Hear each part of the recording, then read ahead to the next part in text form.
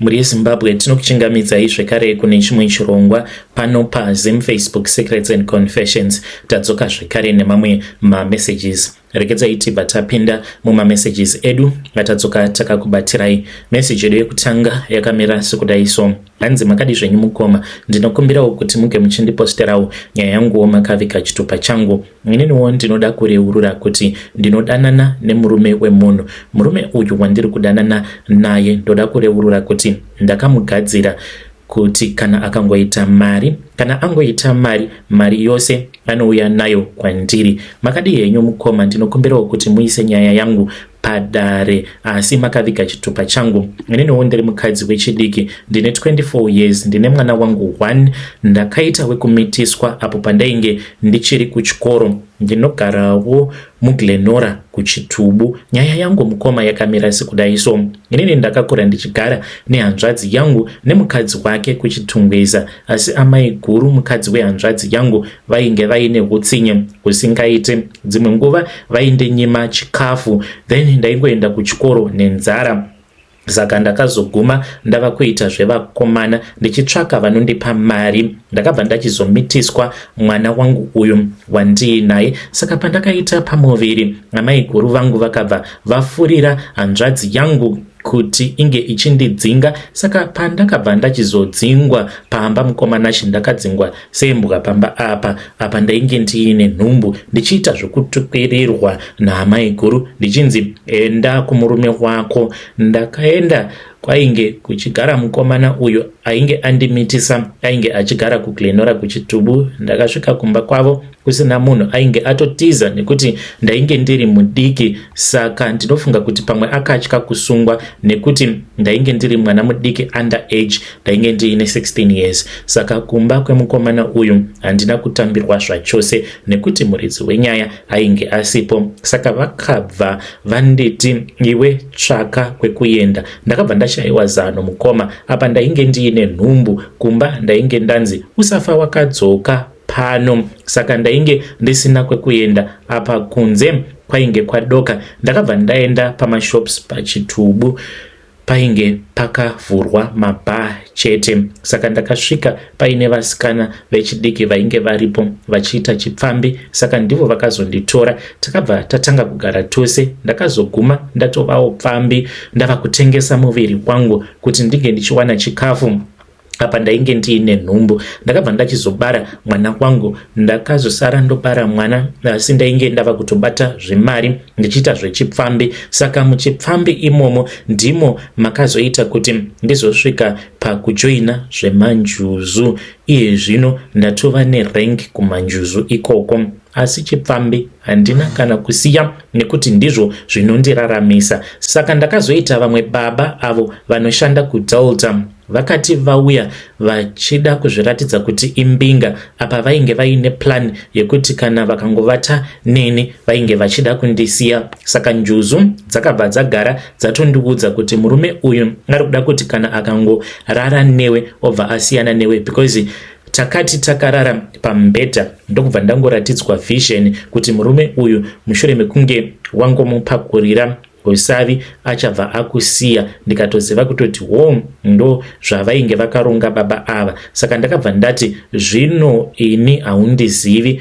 ndinonzi Manjuzu ini. Ndakangomuka mukomanachi ndichita sekunge ndiri munhu ane dzisina kuti kwesere. Ndikabva ndati ndanyanyisa kunakirwa newe. Akabva anditi and then ndikabva ndamuti saka hausi kudzokera kumba kwako, ndikutoda nezvako kusvika wandipedzera. Ndakabva ndaona shasha ichifara because ndakatomuti kana uchitokwanisa handei tinotsvaka kana mapiritsi aya anonzi masweets kuti unyatsokundipakurira kusvika ndaneta. Ndainge ndichitomusejisa ndichimudza kuti ndinoda kuti unge uchindizvambaradza nayo, asi chokwadi chainge chiripo ndechekuti ndainge ndatoratidzwa ine vision nana Manjuzu zvandainge ndichifanira kuti ndinge ndichiita nezvipfeko zvake zvemukati. Saka ipapo takabuda tikanotenga masweets, mapiritsi aya ekuti munge muchiita bonde kwenguva yakareba. Ndakabva ndamuti mira ndimbowacha zvehembe zvako. Akanditi ndozvawafunga here? Ndikati unokwanisa kuzongomuka ubva wati wauda kuenda kumba kana hembe dzako dziri nyoro hakuna kwaunoenda. Mukomana ndakatora hembe dzake, ndatora hembe dzake paya ndokubva ndamwaya mushonga because chipfeko chake chemukati, not boxer, kandwindwi chaiko, ndiko kandakatora ndikabva ndachizomwaya mishonga ndikatongoyanika ndisina kukadzumburudza. Saka ndokumusota kwandakamuita. Baba ava ndakavasota nemushonga wakabva pasi pemvura kumanjuzu kuti ndivaise pane iyo yatinoti remote control kumanjuzu. Kana uine murume waunenge uchidanana naye unomuisa pane yatinoti remote control. Saka zvandinoita kumurume uyu ndinoti kana mwedzi wava kunopera ndinongobvisa penti rangu ndinoisa mumusoro, anouya nepay yose kwandiri, ndini ndinoita bhajeti yechikafu chekumba kwake, imwe yose inenge yasara ndini ndinotora iye ndinobva ndamudzinga. Chandiri kungoda kumudzidzisa lesson reupenyu, nekuti kubva ndichikura mukoma handina kumbobvira ndakafara. Saka ingori revenge yandakaita, kuripa kurwadziswa kwose kwandakaitwa kumashure kwose uku. Mukoma nashi dambudziko rakaitika kuti ndinge ndichizosvika pakadai inyaya inhau yekuti ndiri munhu ane bitterness. Handizivi kuti ndingabatsirikana sei kuti ndikwanise kuregerera. Vedare ndo message iyo yandakatumidzirwa ichibva kuna vahanzvadzi vedu. Ivo vari kuti vanoitawo zvemanjuzu, hanzi vane club yavo yemanjuzu. Hanzi club iyi iri kuchitungweza. Are you part of such a club? Hanzi vakatoenda kunonzi kuDoek and Slay kwavakaenda as a club, but vari maclub members emanjuzu. Vaenda ikoko, hanzi vaitaura nevakadzi vakasiyana zvekungotaurawo mukufara, but chinangwa ndechekuti vakadzi vakati one day vange vachizojoinawo marine kingdom vachitanga kuita zvemanjuzu. Zvakangooma hazvo vedwe. Hanzi ndo zvavakaenda kunoita kuDoek and Slay. Pakaipa.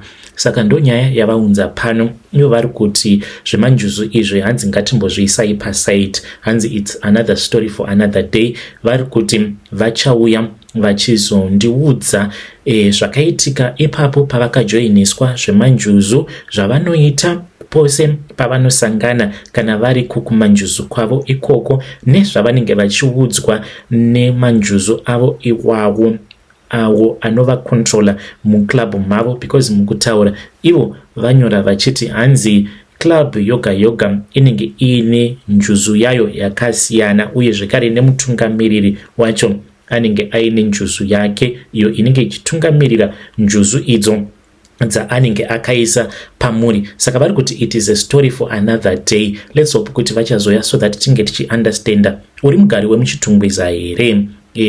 Wakambozviona zvichiitika here izvi zvekuti vanhu vava nemaclubs avo emanjuzu? Uye zvekare wakamboenda here kuDoek and Slay? Pane zvawakaona here zvichiitika zvinoita sekunge zvainge zviine mamarine spirit, kana kuti vakadzi vakauya vakatanga kutaura newe vachida kuti ujoine club yemanjuzu?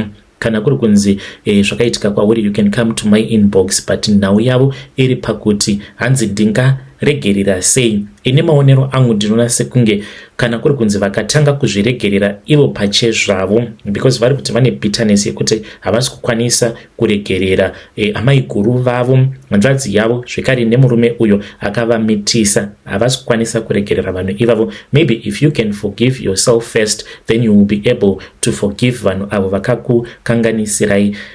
Pakaipa. Asi ngatitaurei navo vahanzvadzi vedu ava. Regedzai tibva taenda panyedu inotevera. Nyedu inotevera yakamira sekudai so. Hanzi mukomana chimakadii zvenyu? Ndinokumbirawo kuti muge muchindiposterawo nyaya yanguwo makaviga chitupa changu. Ininowo ndiri murume uye zvekare ndine makore 28 years ekuberekwa. Ndakanzwawo confession yeumwe mukadzi uyo ainge achiti iye ainge ambori muroyi uye zvekare akazotendeuka. Ininowo mukoma ndakaroora mudzimai wangu ndichitozviziva kuti anoroya.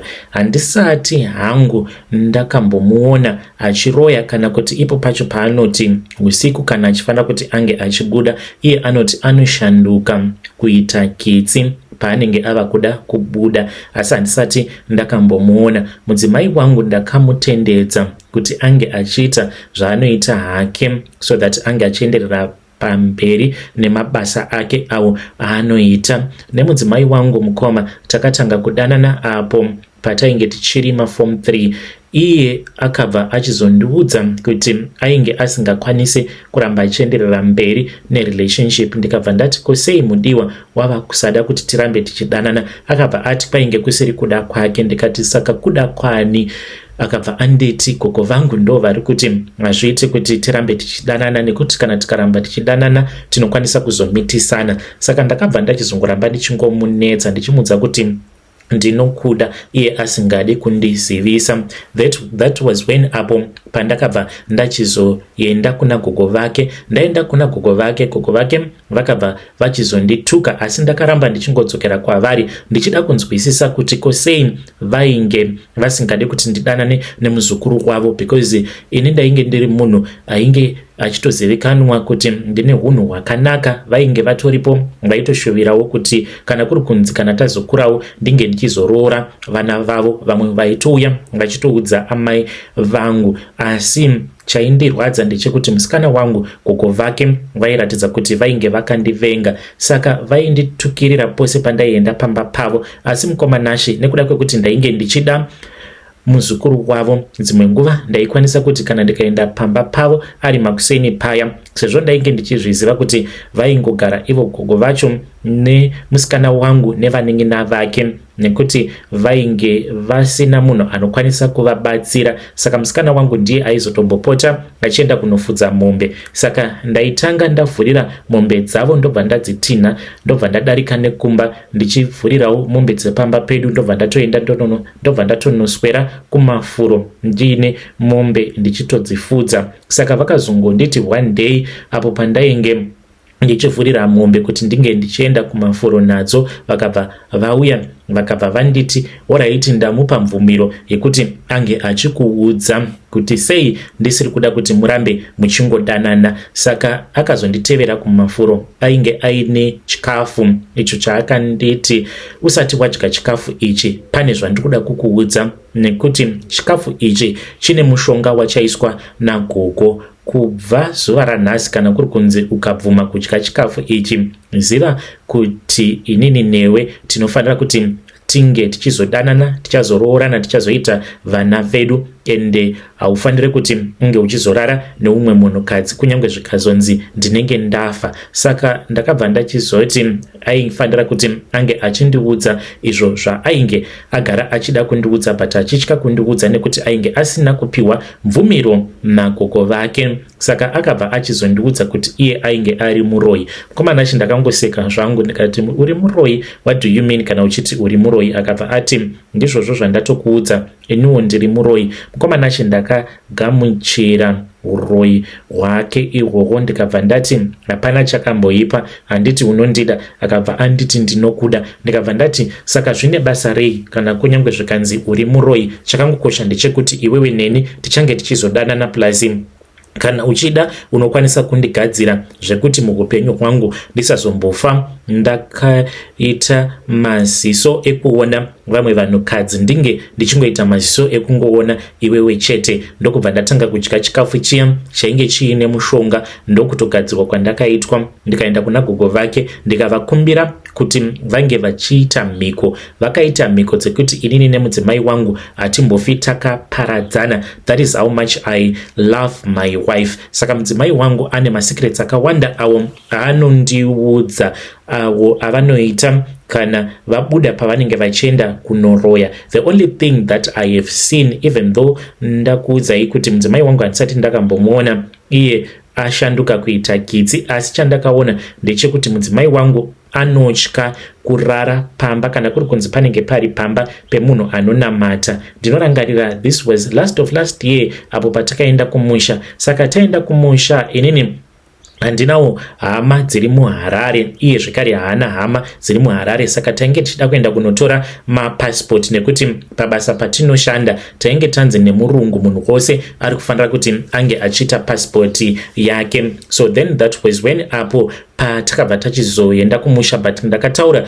neumwe muchinda uyo wandinowirirana naye, saka akabva achizotaura nasisi vake. Sisi vake havana kumboramba, vakangoti asi vanhu vako varifanira kuti vange vachiziva kuti upenyu muno muZimbabwe hwakaoma, munozviziva mose kuti upenyu hwakaoma muno muZimbabwe, saka kana vuya kuno vanofanira kuti vange vachiuya vachizviziva kuti kuno upenyu hwakaoma, vanofanira kuti vange vachizotengawo zvokudya kuitira kuti vasazotiisawo papressure sezvo urongwa huri hwavo. So then that was when mukomanashi apo patakabva tachizosimuka tichibva kuno kuSouth Africa tikabva tachizoenda kuZimbabwe. Takati tasvika kuZimbabwe tikabva tatanga kugara pamba pevanhu avo vainge vachitibatsira nekuti ndo vaitofamba nesu, kana kumakombe kwacho tainge tisingatombokuzivi, asi mukomanashi mudzimai wangu aingorara usiku hwose achingodikitira. Saka takazoti tiri kumakombe akabva atanga kuchema, ndikabva ndati kochini, akabva anditi kuzoona 2 weeks dzokwana ndinenge ndafa. Ndikabva ndati unenge wafa waurawa nei? Akabva anditi usiku hwoga hwoga ainge achiona moto uyu wainge uchidonha uchibva kudenga. Moto uyu waibva watanga kubvira uri mukitchen, saka isusu tainge takapiwa room imwe spare bedroom kuti tinge tichirara imomo. Saka hanzi moto uyu waiti ukadonha wobva watanga kubvira uri mukitchen, saka uchibvira kudaro hanzi moto uyu waibva wachizotanga kukura uchipinda mumarooms ose, saka iye ainge achipiswa nawo moto iwoyo. Mukomanashi kana shamwari yangu akazotonditi iwewe shamwari wakaoma, ungati ndataura nehama yangu, magara pamba pehama yangu, mapedza kuaplya mapasipoti enyu mobva machizongobvapo ipapo. Kana vanhu vakazotondibvunza kuti ko vanhu vako ko ivo ingawani zvavaiti havana hama muHarare, ko ingawani vazotiudza kuti vari kumboenda kunoona hama yavo. But chokwadi chainge chiri chekuti mukomanashi takazotoshandisa kamwe kamari ako katainge tiinako, tikabva tachizoenda pane imwe guest house ndobva tachizogarapo. Takagarapo ipapo kuda about 1.5 week tigerepo paguest house ipapo, nekuti mudzimai wangu ainge achitsva nekuda kwemoto uyo wainge uchidonha uchibva mudenga. Kunyange tikashanya mukoma, mungava muri muno muSouth Africa, hatishanye tichirara pamba pevanhu vanenge vachinamata. Kana kuchechi tinongoendawo kuchechi, but kungoendawo zvedu nekuda kwekuti tinenge tichida kungowanawo kwekuti tinge tichingotandara kana uri musi wesvondo. Asi ndo zvinoitika izvi pamudzimai wangu. Muroyi huriko, ini ndakaroora muroyi ende muroyi wangu ndinomuda. Vedare ndo message iyo yandakatumidzirwa ichibva kuna mukoma vedu. Hanzi vakaroora muroyi ende muroyi wavo vanomuda. Ngatitaurei navo mucomment section mukoma vedu ava. Hanzi mukadzi wavo aiona moto uyo waidonha uchibva mudenga obva atanga kutsva. Strange things indeed they do happen in this world. Kana kuri kunzi zvimwe kuda unenge uchiitawo izvozvo zvekuroya, unokwanisa kuuya kuinbox kwangu kana uine nyaya dzaunenge wakamboudzwawo dzevanhu vanoita zvekuroya. You can still come to my inbox and then you share with me your own side of the story. Tinge tichiziva kuti pamunenge muchibata mabasa enyu usiku paya munenge muchimbonyatsokuzvifambisa sei. So please feel free to come to my inbox. Zvakangooma hazvo vedu way. Please do not forget to like as well as to write something in the comment section. Ngatisanganei zvekare mune zvimwe zvirongwa zvinotevera.